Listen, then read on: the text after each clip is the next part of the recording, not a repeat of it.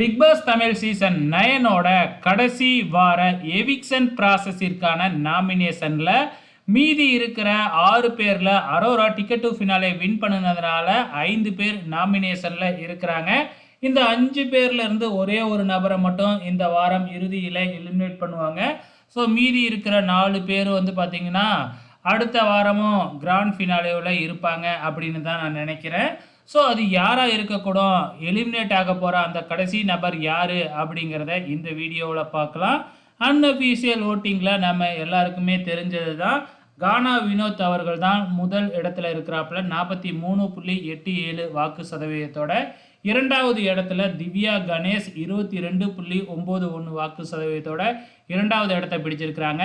மூன்றாவது இடத்தை பிடிச்சது சபரி 15.88 வாக்கு சதவீதத்தோட மூன்றாவது இடத்தையும், நான்காவது இடத்தை விக்கல்ஸ் விக்ரம் 10.37 வாக்கு சதவீதத்தோட நான்காவது இடத்தையும், ஐந்தாவது இடத்தை சாண்ட்ரா 6.97 வாக்கு சதவீதத்தோட ஐந்தாவது இடத்தை பிடிச்சிருக்கிறாங்க. ஸோ இந்த வாரம் சாண்ட்ரா எலிமினேட் ஆகிறதுக்கு அதிகப்படியான சான்சஸ் இருக்குது.